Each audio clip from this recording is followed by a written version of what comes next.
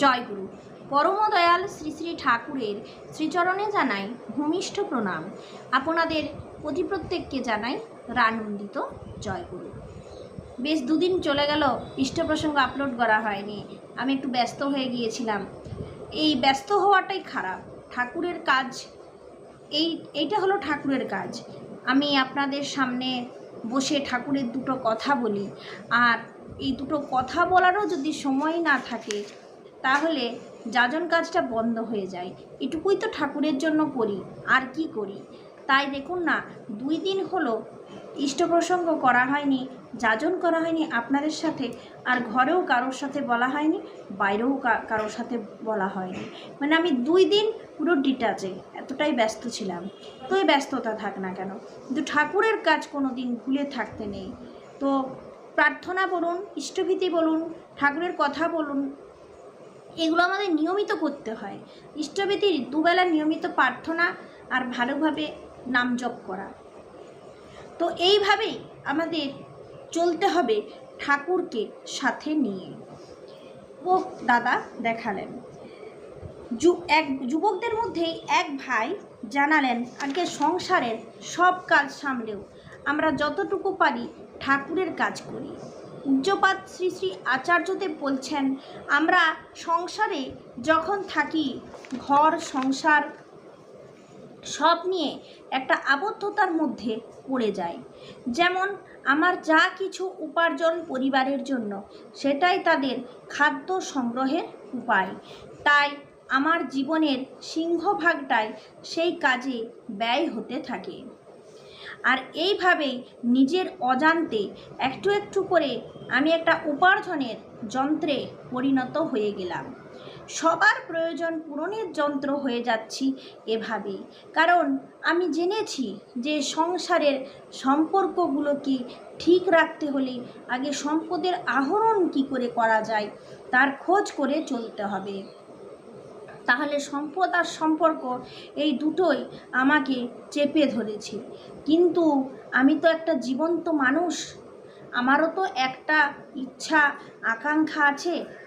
তো এই সংসারের চাহিদা, আশা, আকাঙ্ক্ষা পূরণ করতে আমার জীবনটা নষ্ট হয়ে যাচ্ছে না?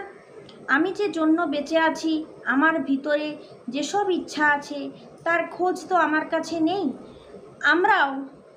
আমারও তো এই রক্ত মাংসের জীবনে, ওই মহামানবদের জীবনে উপলব্ধ অনন্ত সুখ, প্রেম, ভালোবাসা, এই সব কিছু উপলব্ধি করার একটা অধিকার তো আছেই।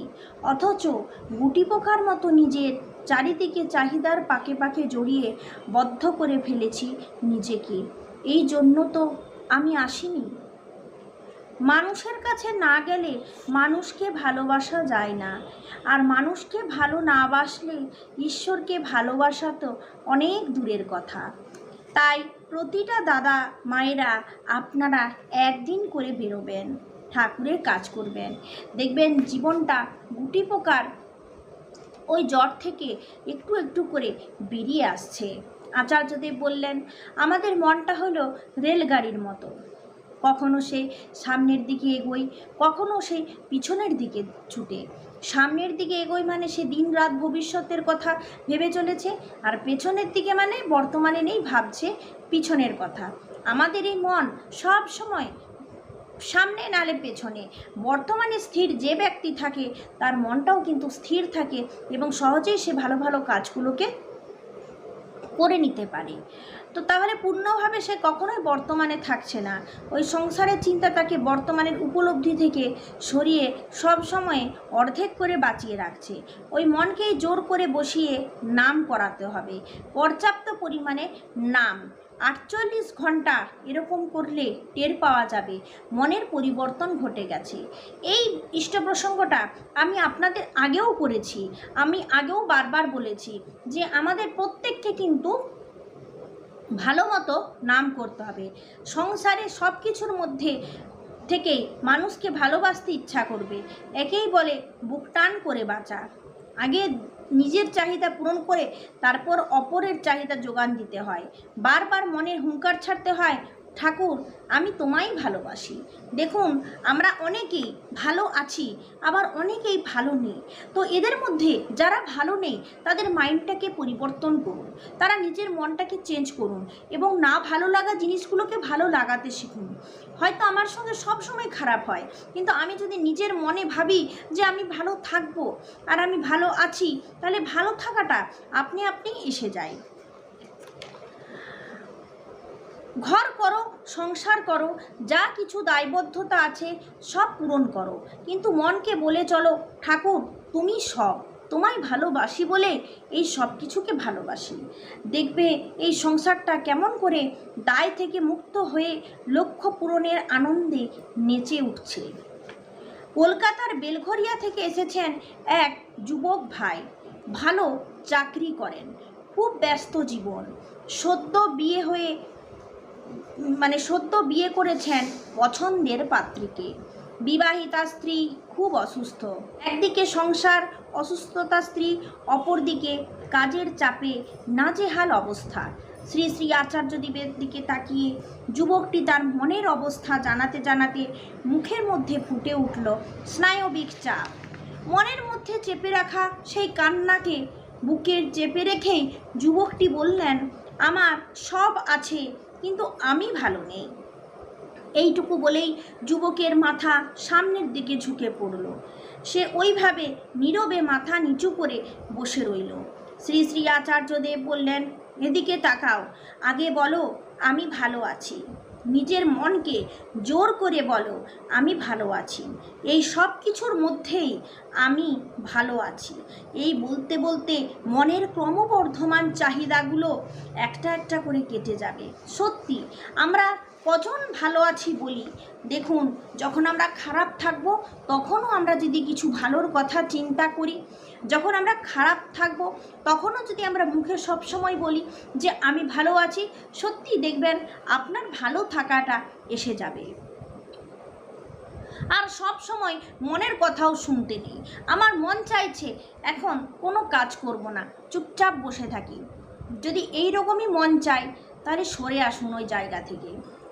তোমাকে যদি চুপ করে একটা ঘটনা ভাবতে বলা হয়, ধরো বলা হলো অতীতের দিনে একটা ঘটনা ভাবো তো, তুমি দেখবে একটা সাধারণ ঘটনায় তোমার মনে পড়েছে। এই যেমন আমি ওইখানে দাঁড়িয়েছিলাম, বাবা সেই কথাটা বলে চলে গেল, তারপর মা এসেছিল, এইরকম সাধারণ সব। এটার নাম হলো মনের সদর্থক ভাবনার ছোট ছোট সব ছবির ঝলক। এই ছবিগুলোই আমাদের মনের সম্পদ। ঠিক এরপরে তুমি কি ভাববে আর সেই ভাবনাগুলো ভেবে তুমি কেমন থাকবে সেটা নির্ভর করছে ওই টুকরো সদর্থক ছবিগুলোর মনের মধ্যে কেমনভাবে জমা আছে তার উপরে। তুমি তো শুধু শরীর নিয়েই আবদ্ধ থাকছো না, তাই তো শরীরের চাহিদাগুলোকে পেরিয়েও তুমি সারাক্ষণ মনের কথাই ভাবো, তাই না? তাহলে এই শরীরটাকে নিয়ে এত বেশি উদ্বিগ্ন হচ্ছ কেন? মনটাকে নিয়ে মনের ছবিগুলোকে আগে ভাবো, দেখবে গল্পটা বদলে গেছে। ভাবনাটা শুধু শরীরের মধ্যে সীমাবদ্ধ রাখবে না, তুমি ডিল করবে তোমার মনটাকে নিয়ে, দেখবে তোমার ভেতরের জগতের যেই পরিবর্তন হয়ে যাবে। ঠিক আছে, বুঝেছ? যুবকটি মন্ত্রমুগ্ধ হয়ে এতক্ষণ শুনছিলেন আচার্যদেবের কথাগুলো। তিনি এরপর বললেন, আগে আসলে স্ত্রীকে তো খুব ভালোবাসি, স্বামী হয়ে তার জন্য এইটুকু শোনার পরই আচার্যদেব বললেন, স্বামীর কাজ শুধু শরীর নিয়ে চিন্তা নয়, আমার আমিতে রেখেই স্ত্রী যা যা কিছু পূরণ করছি কিনা এটাই হলো স্বামী। কদিন আগে আমি একটা ছড়া বলেছিলাম, সেটার মূল কথা হচ্ছে জগতের যা কিছু জ্ঞান তার স্থান হলো বৈঠকখানায়, ভক্তির স্থান অন্দরমহলে, আর প্রেমের জায়গা হলো অন্তরে। যেই হচ্ছে প্রেম, যাকে পেলে সব মহল আলোকিত হয়ে যাবে। তুমি হচ্ছ এই প্রেমের মানুষ। তুমি এই যে ক্লান্ত হচ্ছ, এটা আমার ভালো লাগছে না। তুমি প্রেম করনি, প্রেম কখনো ক্লান্ত হয় না। এবার তুমি বলো, তুমি প্রেম করবে না প্রত্যাশা করবে? প্রত্যাশায় আছে বউটার এই হোক ওই হোক, এই কল্পনাগুলোই তোমাকে ক্লান্ত করে দিচ্ছে। এটা হলো আমার দাম্পত্য সম্পর্ক, এটা হলে আমি সুখী হব, তার মানে তুমি শর্ত করে ফেলেছো তোমার ভালোবাসায়। ভালোবাসায় কোনো শর্ত থাকে না। সমস্যাটা শুধু বইয়ের একার নয়, তোমারও আছে। নিজের এই গল্পটা যখন বুঝতে শিখবে তখন বউটাকেও বুঝতে পারবে তুমি কি চাইছো, সেটা তোমার কাছে এখনও স্পষ্টই নয়। এইভাবে আচার্যদেব ওই ছেলেটিকে ভালোভাবে বোঝালেন এবং 48 ঘন্টা ধরে নামের কথাটা বললেন এবং বারবার ঠাকুরকে বলতে বললেন যে ঠাকুর তুমি আছো আর আমি তোমায় ভালোবাসি বলেই আমি সব কিছুকে ভালোবাসি। সত্যি তাই, যদি আমি অ্যাকচুয়াল সত্যি ঠাকুরেরই হয়ে থাকি তাহলে আমার বন্ধুকে তো ভালোবাসবই, আমার শত্রুকেও আমি আমার বন্ধুর মতো ভালোবাসবো। কোনো অন্যায়কে অন্যায় বলে মেনে নেব না, প্রত্যেকটার ভুলকে নিজের চেষ্টায় সংশোধন করতে চেষ্টা করব। প্রত্যেকটা ব্যাপারে আমি আমার আচরণ আমার ঠাকুরের মতো করব। পরমদয়াল শ্রী ঠাকুর বারংবার ধরে তার নিজের কর্ম দিয়ে উদাহরণ দিয়ে দেখিয়ে দিয়ে গেছেন তার কোন অবস্থায় কি করণীয়। তাই আমরা প্রত্যেকটা নীতি আদর্শকে যদি মেনে চলি তাহলে বুঝতে পারবো আমাদের কতখানি পরিবর্তন ঘটেছে। এই তো আচার্যদেব কতগুলো কৌশল বলে দিলেন বলুন তো। এই 48 ঘন্টার যে কথাটা সেটা আপনারাও করে দেখুন, আপনার বদল ঘটতে বাধ্য। আজ এই পর্যন্ত। জয় গুরু।